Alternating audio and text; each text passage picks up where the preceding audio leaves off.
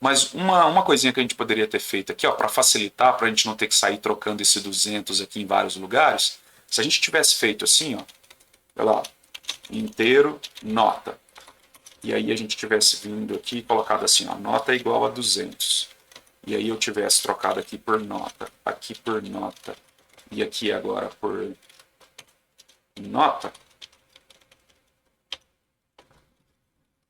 Na hora que a gente fosse copiar o nosso código e colar, eu não precisaria ter que trocar aqui, aqui e aqui. Bastaria trocar em nota, certo? Aí ficaria muito mais fácil. Então, na hora que eu fosse fazer isso aqui, ó, copiar e colar, eu não teria que sair trocando nos três lugares. Eu só trocaria aqui. Ah, não, aqui é 100. Pronto, já está valendo.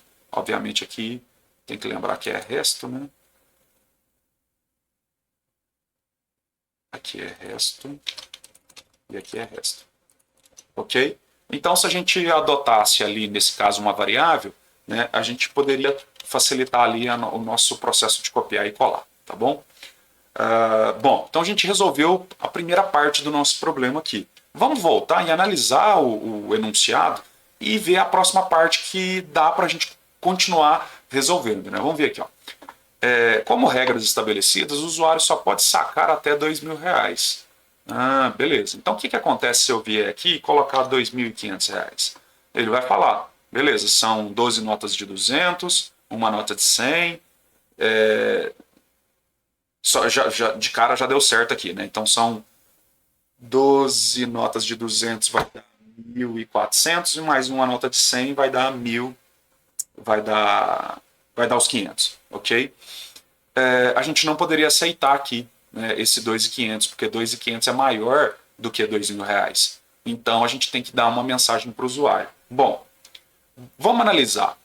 Eu quero executar todo esse trecho de código aqui, ó, todo esse trechão de código aqui, eu quero executar em qual circunstância, em qual situação.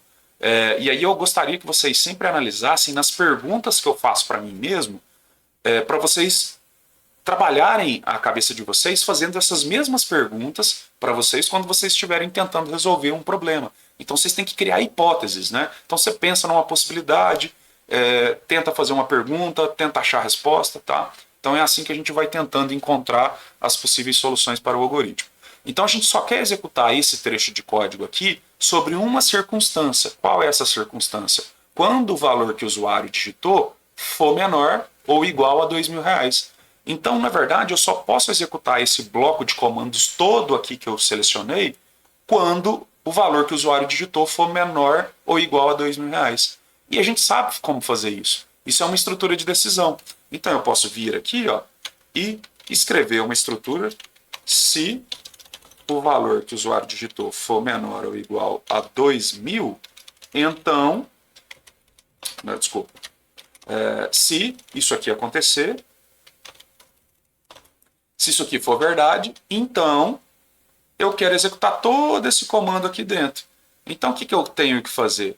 Essas chavezinhas aqui agora, ela tem que ser fechada depois desse último comando aqui, porque é o que a gente quer englobar, né? Então, e aí é muito importante vocês fazerem isso aqui no começo, ó. Marca as chaves e vê se ela está fechando, se a IDE, se o Portugal aqui, né, o Portugal Studio, destacou as chaves fechando aqui para você, tá? Isso é importante para você saber aonde é que você está fechando certinho. E aí, obviamente, para facilitar a indentação, o entendimento do código, é importante a gente indentar isso aqui, avançar todo esse trecho de código. Então eu seleciono ele, aperto o Tab uma vez, para dizer que todo esse código aqui, ó, ele faz parte do código da estrutura de decisão se. Ou seja, eu só vou executar esse trecho de código se essa condição aqui for verdadeira, certo? E quando ela for falsa? Quando isso aqui não, quando o valor do usuário não for menor do que R$ 2.000, aí a gente quer dar uma mensagem. E quem é que permite fazer isso para a gente? É justamente a saída senão do se. Então eu posso vir aqui, ó, depois das chaves, que faz parte desse se, e escrever a cláusula senão. Então o que eu quero fazer quando o valor for falso, aquela condição for falsa, desculpa. Quando o usuário digitar um valor que não seja menor ou igual a 200, menor ou igual a 2.000, o que eu vou fazer? Eu vou dar uma mensagem para ele. Vou falar assim, escreva, só pode ser sacado valores menores ou igual a R$ 2.000. Beleza, e aí agora a gente vai testar isso, vamos testar essa parte para ver se o raciocínio está funcionando. Então eu vou executar aqui, digite um valor para ser decomposto. Na verdade, vamos trocar essa mensagem aqui, né? Digite o valor a ser sacado. Ser sacado. Aí a gente pode até dar uma dica aqui, né? Menor que R$ 2.500. Beleza? Então a gente vai executar, mas obviamente só essa dica aqui não garante que o usuário digite o valor, né? Então, vamos supor que ele digitou aqui R$ 5.000. Olha só pode ser sacado valores menores ou igual a R$ 2.000. Beleza, vamos executar de novo. Quero sacar R$ 2.000. Beleza, aí a gente executou. Quero sacar R$ 100. Executou. Só que aí a gente tem que começar a aprender possibilidades que não estão claras para a gente dentro do programa, dentro do enunciado. O enunciado não falou hora nenhuma de valor negativo e nem precisava, porque não faz sentido para este tipo de problema o usuário digitar um valor negativo. Só que ele pode digitar. Imagina se eu vier aqui e falar menos R$ 500. Ele executou. Só que a nossa lógica furou ali num determinado pedaço. Então, o que a gente tem que garantir nesse caso aqui? Neste caso, a gente tem que garantir que o usuário digite o quê? Um valor que seja maior do que zero e menor do que R$ 2.000, certo? Então, eu posso vir aqui e colocar uma segunda regra. Então, eu vou vir aqui e falar assim, olha, se o valor for menor ou igual a R$ 2.000 e também, aí aqui tem que ser um e valor é maior ou igual, maior do que zero, aí então eu faço isso. E a gente tem que repetir a variável valor de novo, tá? Eu não posso fazer só assim. Valor menor do que 2.000 e maior do que zero. O computador não vai entender. Você tem que repetir novamente a variável valor, porque a gente tem que lembrar que isso aqui é como se fosse não. Isso aqui são duas equações separadas. Então se eu for colocar parênteses, eu tenho até que colocar assim. Então eu quero fazer primeiro isso, e o resultado disso eu tenho que ver se dá verdadeiro junto com isso. Então lembra que isso aqui tem que dar, isso aqui vai dar verdadeiro ou falso, e isso aqui tem a possibilidade de dar verdadeiro ou falso. E quando é que eu executo tudo que está dentro do senão? Quando o resultado dessa equação inteira der verdadeiro. Aí lembra que o e, obrigatoriamente, os dois lados têm que ser verdadeiro, certo? No ou, não. No ou, basta um lado ser verdadeiro. Aqui tem que ser uma regra do tipo e. Vamos ver se vai funcionar. Bom, se o usuário digitar agora menos R$ 960, eu dou a mensagem. Só pode ser sacado valores menores ou igual a R$ 2.000. Mas aí o usuário pode falar, que estranho, menos R$ 960 é menor do que R$ 2.000. Bom, aí a gente precisaria adequar a nossa mensagem aqui para o nosso programa. Mas depois a gente volta aqui e vê como que a gente poderia adequar essa mensagem, ok? Para conseguir dar uma mensagem específica para quando o caso, se for menor do que 2.000 ou se é um valor negativo e tal. Vamos avaliar aqui o próximo problema, tá? O próximo problema é o seguinte.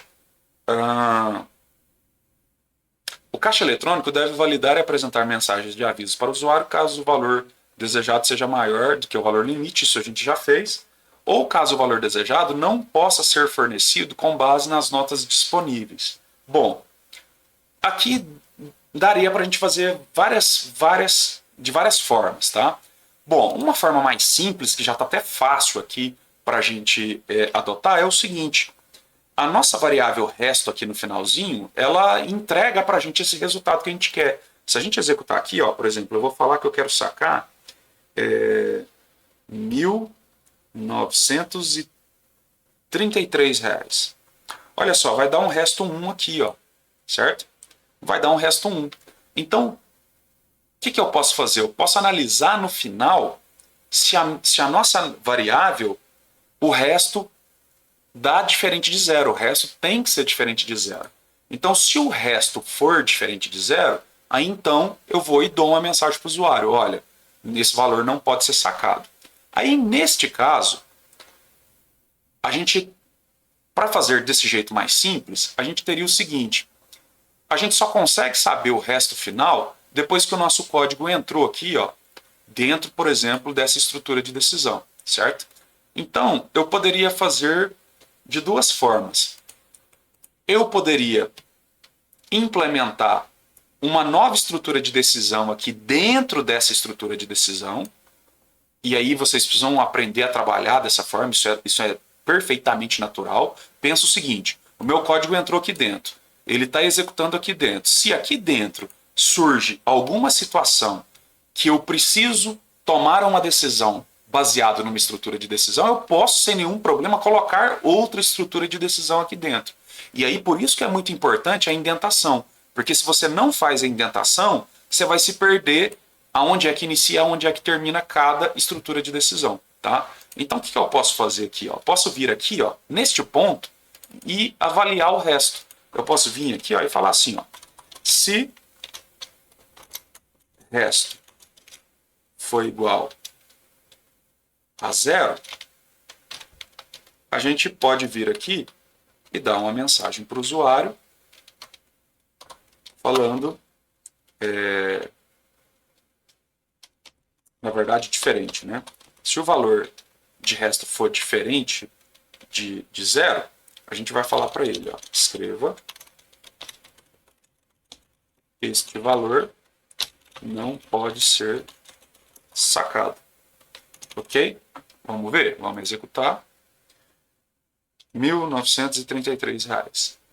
Beleza, ele mostrou os cálculos para a gente e deu a mensagem, este valor não pode ser sacado. Ó, então, teoricamente, funcionou o nosso raciocínio.